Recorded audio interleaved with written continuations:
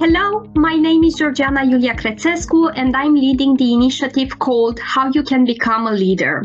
As some of you already know, this initiative helps people to understand their strengths and motivate them to step up and become leaders. The initiative started with a written blog article, and now it is followed by several video interviews with leaders from Micro Focus, now OpenText organization. Today for this episode, I have on the line Ramsés Gallego, who will talk about leadership. Thank you, Ramsés, for being part of this initiative. Hello, Georgiana. Hello, everyone. It's truly a pleasure to be part of the initiative. I absolutely celebrate it and applaud it. Thanks for having me. And I'm pretty sure that our conversation will go back and forth about people, abilities, culture, skills, and everything in between. It's a pleasure to be with you today. Thank you so much, Ramsés, for the energy that you have provided to me today. And having that said, I want to ask you to say a few words about yourself before we start with the questions that I have prepared for you for today. Absolutely. Again, my pleasure. So Ramsés Gallego here in beautiful, sunny Barcelona, Spain, where I am from. So born and raised in beautiful Barcelona, Spain. I'm a world traveler. I'm International Chief Technology Officer for OpenText Cybersecurity. I mean, the cybersecurity part of the huge house that we have become.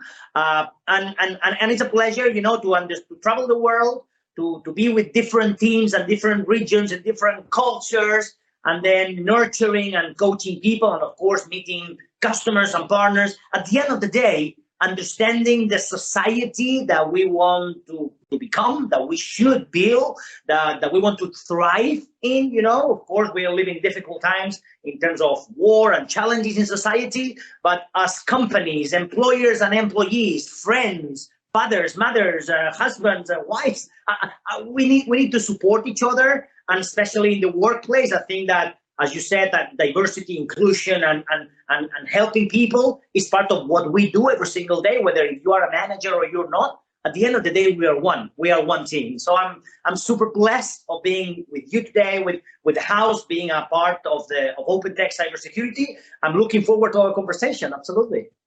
So thanks a lot, Ramsés, for this quick introduction, and it's nice as well to see as well your pictures there, right? So I see a bit as well your family there. So probably you will share as well a bit later a few things about your family. Absolutely. Perfect. So Ramsés, let's start with the first question I prepared for you for today. So can you please describe your leadership style and how you lead others? Okay, I do, and actually, now that you mentioned my family, is how I trying to raise my kids. I'm a father of Claudia, who is now 20 already, and then Pau here, who is turning 15 soon. But it's no different. The way you approach being a nice fellow, a nice friend, colleague, partner, is no different how you teach and you raise kids, right? Why am I saying this? Because I try to lead by example.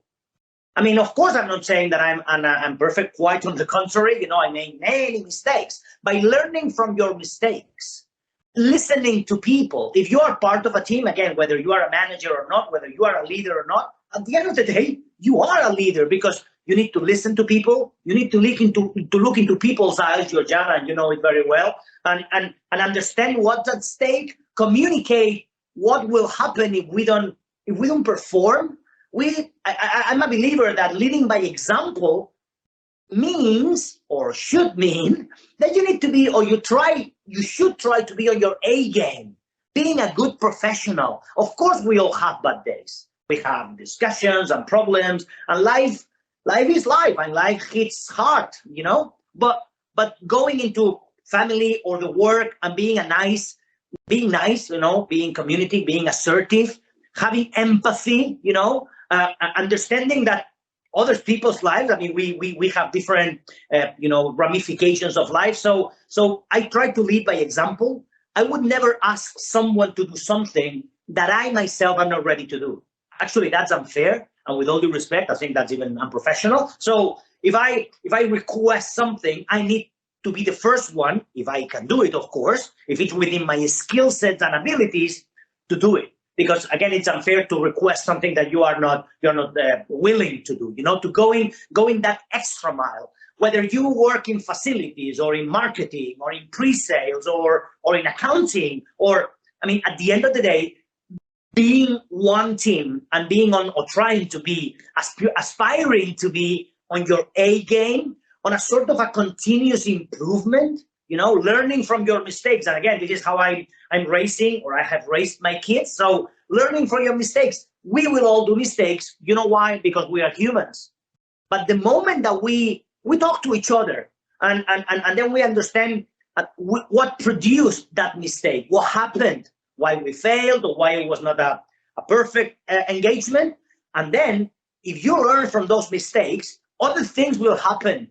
But you are always on a continuous improvement style. And then you become a better human, you become a better professional, you become a better teamwork. So in short, to your question, Georgiana, that I appreciate, leading by example, with the willingness and the drive to go the extra mile, that's what differentiates a good work from an excellent work. That's trying to go that extra mile, becoming the sense of belonging, being part of a team, being communicate, and of course, putting empathy on everything you do. That would be my summary of the different dimensions of a good leadership style. Yeah.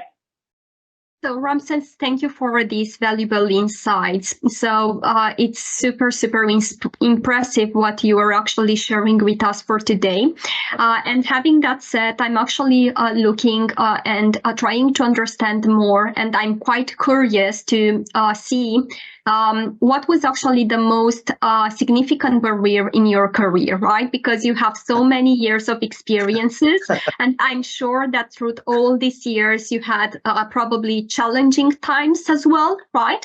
So tell us a bit more, what was your significant barrier in your career? All right, thank you for the question. I'm smiling because, it's funny how the question brings me to the past. Of course, a barrier or something that was truly challenging deserves to be mentioned. A younger Ramsés, when I was in my 20s or whatever, when I didn't truly understand the mission and vision, purpose and promise of a company. Let me go back again, because actually it's a second answer that also could go well with your first question, which is understanding, embracing, adapting and adopting the mission and the vision and the purpose and the promise of the company. And when I was younger, I made mistakes. Probably I was not that committed, or I truly didn't understand. I was not probably good. I was not being led the right way. Probably, I don't know, at that time, either the company or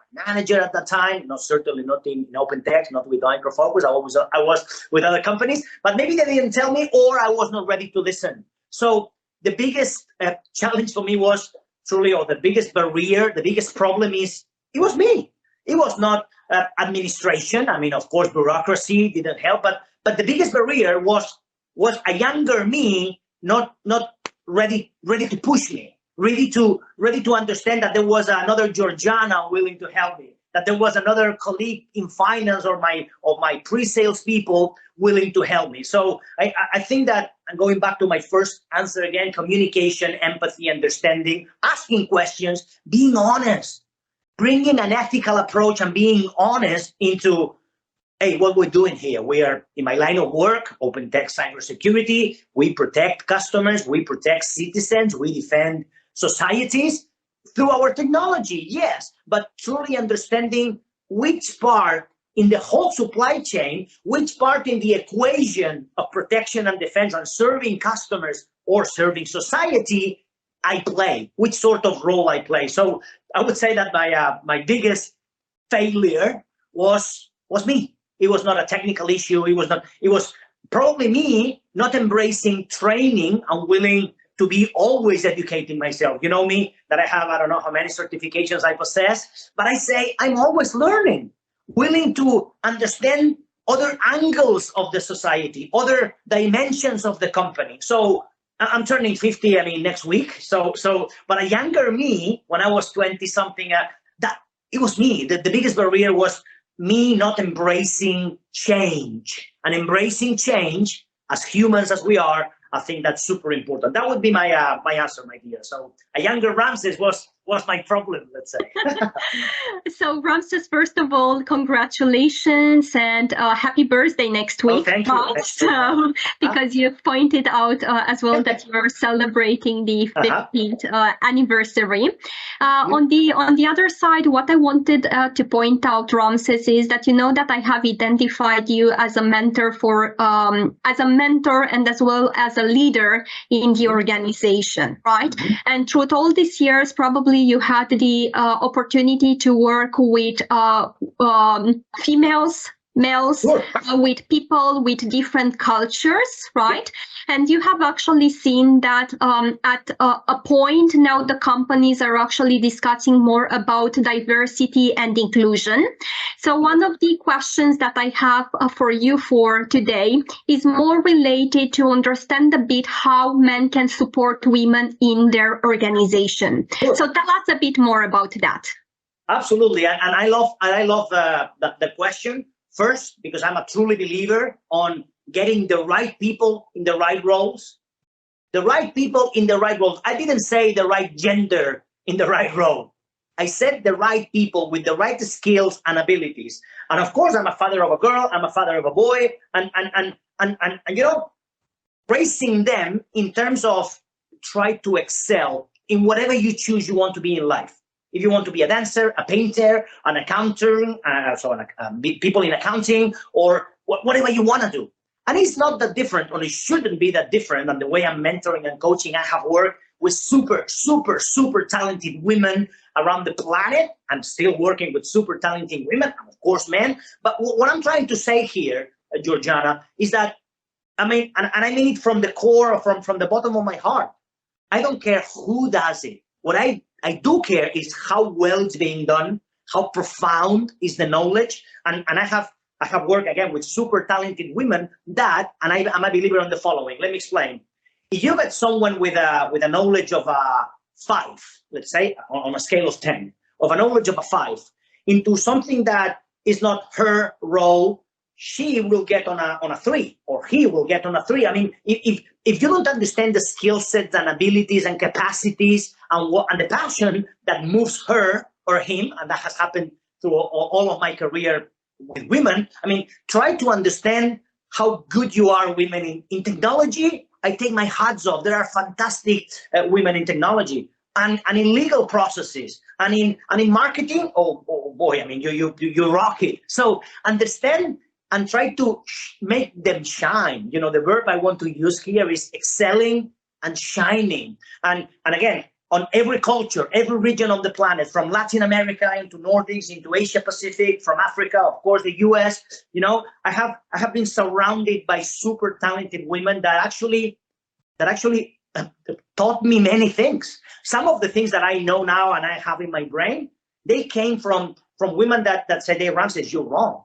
And you have to be a listener and understanding and humble enough in order to say, she's right. Not just because, you know, it comes from you, Georgiana, let's say, as an example. I say, oh, okay, who cares? I mean, is Georgiana saying, no, on the contrary, because you know more than I would ever know in marketing, and you have taught me many, many things. So it has been no different from technical aspects. I have worked with super talented women in pre-sales, in engineering. Oh boy, you would be amazed the people we have in engineering that are female. So when you understand the world in a wider perspective, when you embrace change, and again, it doesn't matter if it will come from my boy or from my girl or from my daughter. I mean, embracing change, understanding, being a listener, and I'm super honored of the things that I have been taught and I have learned from super talented women. And again, I don't really, we shouldn't be looking on who does it, but how well it's done, how a leader she is, how a leader he is, how capable she is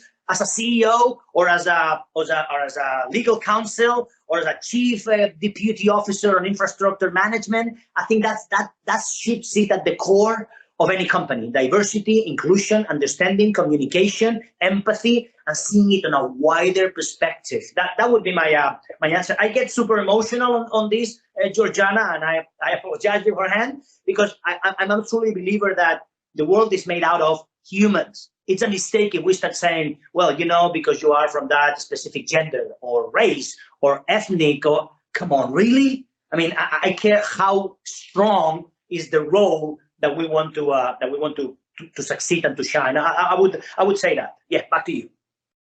So thanks a lot, Ramsés, for sharing this mindful information. And I see how passion, how you have actually combined the work with passion, with skills, with knowledges, right? And you were actually pointing out a bit earlier the fact related to the passions and to the success, right? So my question is actually more related to the fact that I want to understand from your perspective, what skills should women focus in order to be successful in a leadership role, right? Maybe there is actually a model, maybe there is, let's say, a process that they can actually go for. So share us a bit more about the skills that we should focus on. Absolutely, thank you. And that's again, a very good question, because I'm combining it with my previous answer, which is, again, the skill sets. In reality, the skill sets are not that different, because again, being communicative, being open, being honest, I mean, you ladies have different approach to life. I mean, because for sometimes genetic reasons or whatever, but I understand that the way you communicate, sometimes with even more passion that other people do. I'm not saying just men. I mean, just saying that being being open, being honest, being blunt, sometimes being super brave. I mean, the way women approach life is different from how we men do it. So the skill set, while it's not different, I mean, the skill is not different. The approach and the execution, sometimes it is. The way, the rationale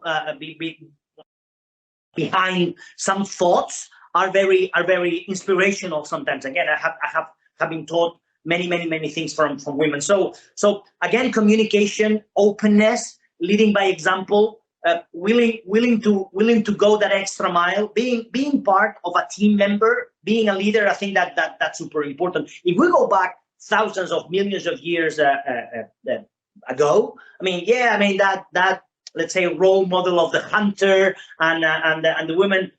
Well, while we may put it in the society today, I think that we need to break those walls, because I mean, women, I have seen women that are super good hunters with that teeth that let's do it, man. And I mean, you know that I'm a sportsman, and when I'm being, let me say, beat, and I have been beaten in my marathons by women, of course. And I smile, because I say, oh boy, they are super much stronger than I could ever be.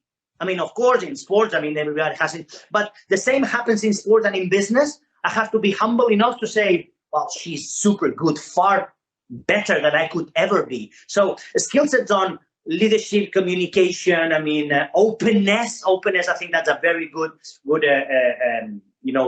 skill and ability for women. So again, the willingness to thrive, to nurture the society, to be a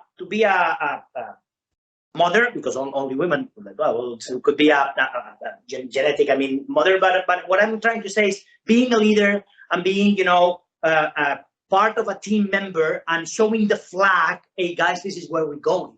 And again, I know that the question is for women, and I absolutely celebrate it, but we're one. And I don't care about having a female CEO, a female boss. I mean, actually on the contrary, because I learn so much from skills that I may not possess, or that I may possess only on a rating of a 3 or a 2 or a 5. Well, you ladies, you could be an 8, 9, 10. I mean, I have to celebrate that. I have to celebrate diversity, inclusion, and that super wide and super open skill set that I have learned from so many women across my career. Yeah. Okay, so thanks, Ramses. What I wanted as well to ask you as a next question is more related to the fact that I have seen that you are one of the people that had the chance to travel all over the world, meaning that I have actually seen you on a lot of stages, right, in multiple countries. One of the things that I wanted to ask you. If you have actually seen a difference between the leadership cultures, so is there a difference between what's actually the culture in North America or in APJ? So tell me a bit more about the cultures. I absolutely appreciate the question, Georgiana. You're right. You've seen me in different stages and different countries. You know, I'm a world traveler, as I said before. Actually, let me tell something to our audience today. I have an application that tells me that I have already flown 2,700,000 miles across the planet. That's if I'm not mistaken, like 32 round trips through the equator, you know, of the world. It's a lot. It's a lot. Trust me. But I'm saying this because I'm super happy of the opportunity of learning about how culture plays a role in leadership. Let me say it again. I mean, of course, the challenges in North America, in Asia Pacific, in Latin America, in Portugal, in Spain, in Greece, in Germany, the challenges are not that different. We all want to serve society. We want to be a good, company. We want to thrive. We have a financial statement that we need to bring profit. So the challenges are not that different. But the way we approach them as a society, I mean, in the Nordics, for instance, they are, super strict, processes, procedures. So culture plays a strong role in how we embrace change and look into the future. Especially in Asia, they are super, super, super respectful. Sometimes they are so respectful, and I'm saying it with a smile, that they don't want to bother you. So they are so respectful that they may even say yes when they mean no, because they don't want to upset you. And when I smile when I'm saying this, that's not always good, because you want to be, as I said before, you want to be honest, you want to be, direct. Hey, listen, guys, we're not performing well. So culture plays a strong role in how we say things, in how we are being perceived. And I'm using this verb because this is important. How not how we act, but how people understand what we do. Not just your real motive, but actually what they understand. What was your real motive? That could be different. So in a nutshell, and a short answer, if I may, Georgiana, culture plays a strong role in here. My solution to that, quote unquote, problem of culture being part of the equation, what would be Ramsés' solution? Communication. Looking into people's eyes and saying, I mean, again, not in a bad way or in a good way, just in an open, ethical, transparent, professional, and friendly way, we are not going into the right direction. With all due respect, in my opinion, I mean, if you start and you are professional in your assessments, people, if they're good, they are nice, they should understand that you are not saying it because you don't have another agenda. On the contrary, you have one agenda because we are one team. So as per your question, culture plays a strong role in how we approach things in business, in life, in society. Legislation and regulation, it plays also a strong role, but you didn't ask me for that. So let's keep it aside. But let's also understand that not only the culture, but the regulation and legislation of a country also may change a little bit how we approach it. But again, communication, being open, looking into people's eyes, and I'm looking right now into the camera, that will solve the day. Is it easy? Well, I think it should be. Not always, because of course, I mean, life and the world is super big and we have different things. But again, if you're professional, honest, ethical, transparent, you're nice. You are not, excuse my word, asshole. I mean, if you are nice and professional, culture will be kept aside, because at the end of the day, we want one goal: thriving, serving people, being a nice company, being a nice colleague and professional teammate. That would be my answer to a very good question on the importance of culture into the business equation. Absolutely. So thanks a lot, Ramses, for that. And with that, we finally got to the last question that I have prepared for you, Ramses. Okay. So can you tell me how you balance your career, professional life, and passion? Is there such a thing as a balance? Well, that's another good question, and I appreciate the question when I have, part of my family. My wife is here, but or is here, I should say, in my heart. But it's true that being a world traveler, and it's always a challenge because you want to be with your family at the end of the day, etc. But if I may, let me answer with the following paradox. So my answer is going to sound like a paradox, I know, but I think it's a beautiful one. My work is first because my family is first. Excuse me? Well, yes. Or the other way around, if you will.